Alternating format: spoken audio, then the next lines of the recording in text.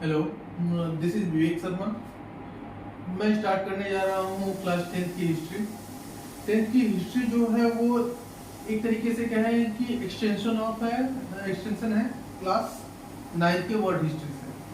और मैं स्टार्ट करूँगा आज the rise of nationalism in Europe. तो हुआ क्या, और यूरोप में नेशनलिज्म है उसको समझने के लिए हमको ये एक पिक्चर देखनी पड़ेगी, जो कि एनसीईआरटी की पहले चैप्टर में पहला ही पिक्चर है, जिसको बनाया है फ्रेडरिक सोरो ने, वो भी 1848 में। होता क्या है बेसिकली, ये पिक्चर है क्या? तो ये एक फ्रेंच आर्टिस्ट है और इन्होंने किया क्या 1848 में, इन्होंने एक सीरीज ऑफ पेंटिंग बनाई जिसमें 4 फिगर्स या पेंटिंग्स बनाई, जिसमें से कि पहला पेंटिंग जो है आपके पहले चैप्टर की ये जो पहला पेज है उसी के बारे में है, और पहला चैप्टर भी इसी पर डिपेंडेंट करता है। अब हम फिगर के बारे में बात करें तो इसमें है क्या चीज। इसमें एक सिंपल सा मैं स्केच बनाऊंगा। इसमें एक फिगर है 1848 के सैम टाइम जो है फ्रेंच रिवॉल्यूशन में कई ऐसे आर्टिस्ट रहे हैं जिन्होंने एक लिबर्टी को, एक वुमेन्स का फिगर दिया, यानी कि कोई जो लिबर्टी थी उस टाइम की, वो एक औरत का रूप दिया, फोटो बनाया, मूर्ति बनाई, जैसे कि स्टैचू ऑफ लिबर्टी है। उसके एक हाथ में आप देखोगे, आप अपने एनसीईआरटी में देखोगे तो उसमें जो है एक यहाँ पे एक औरत का पुतला है, जिसके एक हाथ में जो है लाइट ऑफ एनलाइटमेंट था, टॉर्च ऑफ एनलाइटमेंट सॉरी, और दूसरे में जो है कार्टर ऑफ मैन है। ये जो है कार्टर ऑफ मैन। अब कार्टर ऑफ मैन होता क्या है?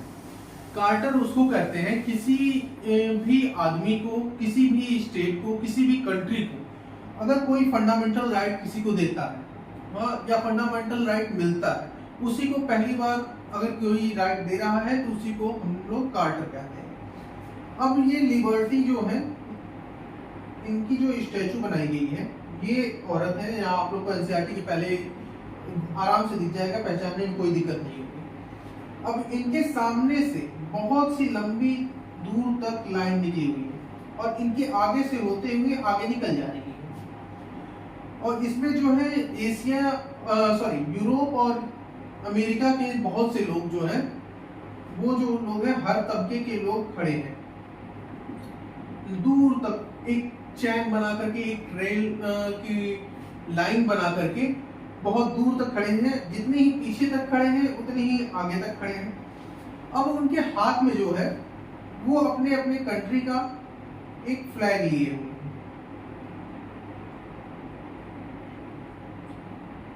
अलग अलग देश के अलग अलग लोग जो हैं अपने अपने देश का झंडा लेकर खड़े हुए हैं, अलग अलग। जैसे फॉर एग्जांपल ये आप कोने में देखेंगे, यहाँ आपको यूएसए का झंडा आपको दिखेगा।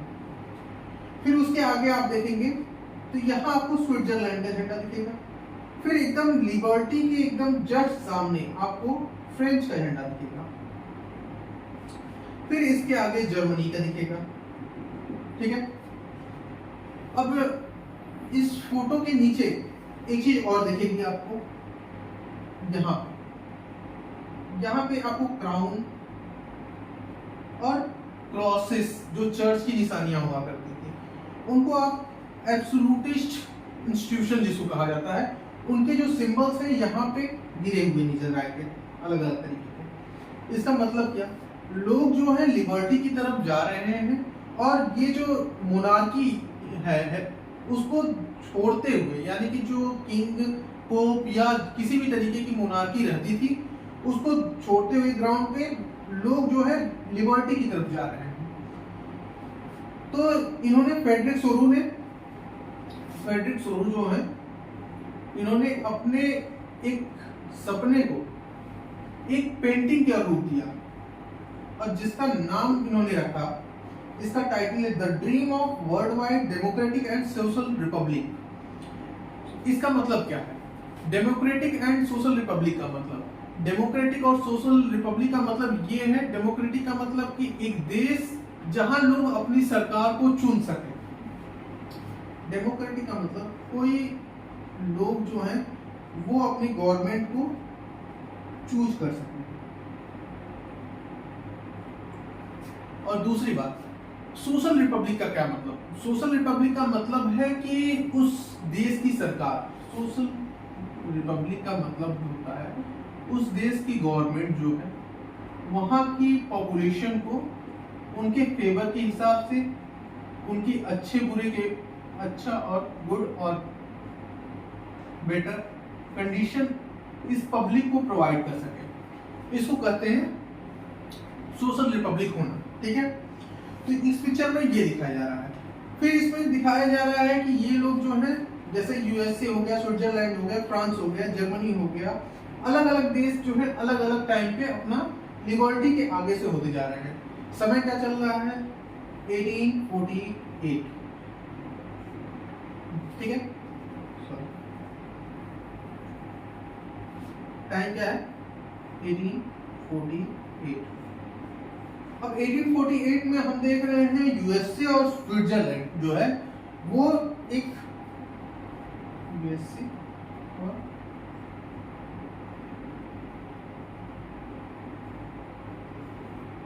स्विट्जरलैंड जो है ये एक नेशन बन चुके हैं। फ्रांस जो है वो लिबर्टी के पास एकदम जस्ट सामने है। तो ये कंडीशन है कि लोग धीरे धीरे लिबरल होते जा रहे हैं। और नेशनलिज्म का क्या मतलब? नेशनलिज्म का मतलब ये होता है कि जैसे कोई कंट्री होगी, किसी कंट्री का जो है, कोई कंट्री होगी,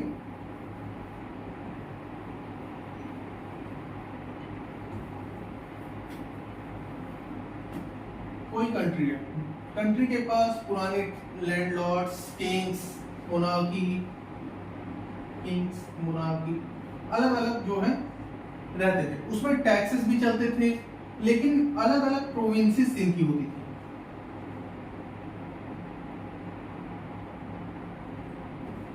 और ये अलग अलग प्रोविंसेस में अलग अलग रूल हुआ करते थे।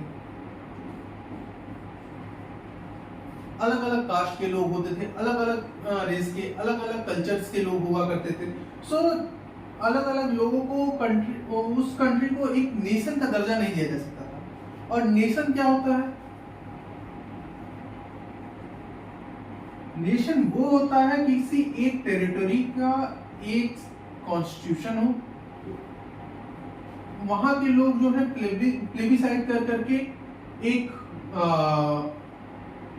सिस्टम या गवर्नमेंट बनाए, और वो गवर्नमेंट जो है इनकी देखभाल करे। इसको कहते हैं नेशन। सिंपल सा। फिर हम आगे देखते हैं, इसी पिक्चर में बात करें, इसी पिक्चर की हम बात करें अगर, तो ये जब ये लोग जो है अपनी अपनी फ्लैग लेके खड़े हैं दूर तक, ऊपर जो है आपके यहां फर्टिलिटी है।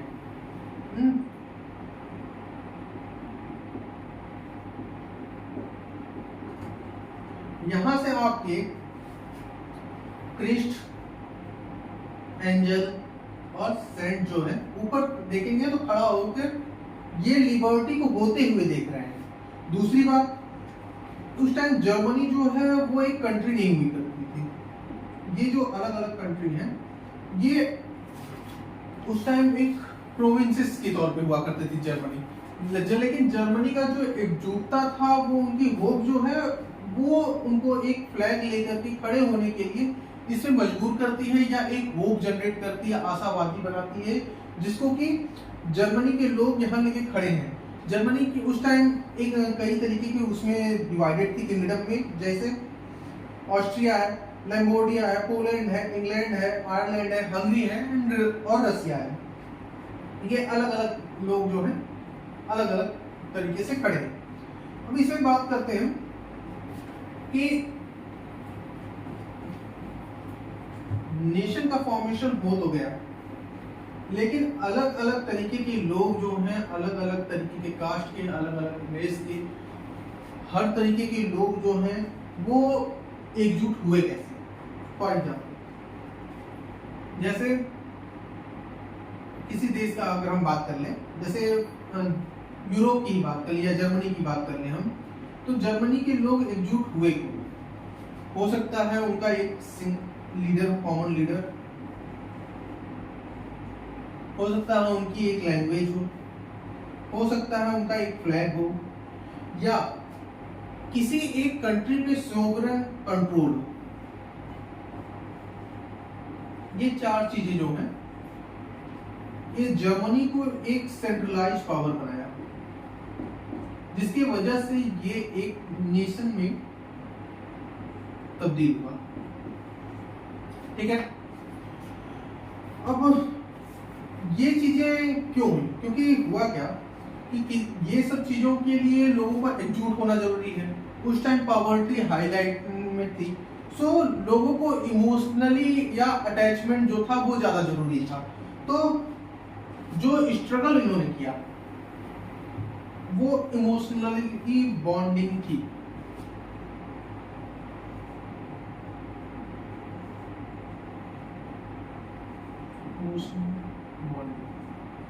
लाइक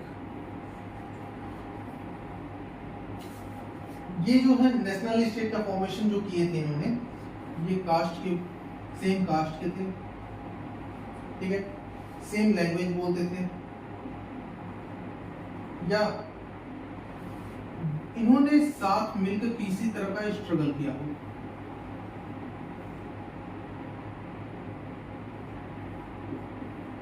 ठीक है, तो ये जो है एक नेशन का फॉर्मेशन करने के लिए जरूरी था। ठीक है, अब इसी में एक पैराग्राफ दिया हुआ है अर्नस्ट रेनन का। अर्नस्ट रेनन कहते क्या है? ये अर्नस्ट रेनन एक फिलोसोफर थे, ठीक है, उस टाइम के, जो 1823 से 92 के बीच में जिंदा रहे। अर्नस्ट रेनन 1823 टू 92, ठीक है। हुआ क्या, इन्होंने कहा क्या कि इन्होंने एक स्पीच बोली, ठीक है, जिसका नाम था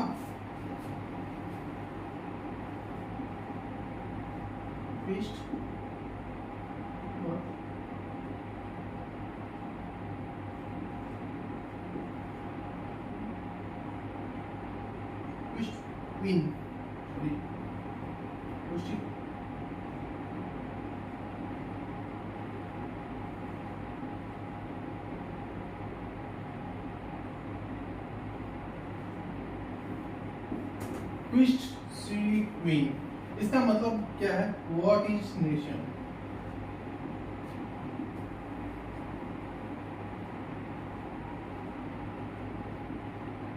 इन्होंने कहा क्या, सिंपल सा, इन्होंने कहा किसी को नेशन तब तक नहीं कहा जाएगा, जब तक नेशन तब नहीं कहा जा सकता है जबकि वो जो है किसी लैंग्वेज, कॉमन लैंग्वेज के थ्रू, रेस के थ्रू, रिलीजन के थ्रू,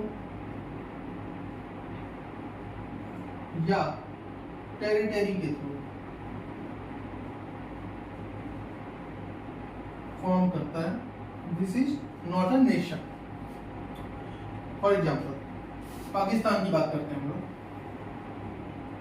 ये जो है रिलीजियन बेस्ड है,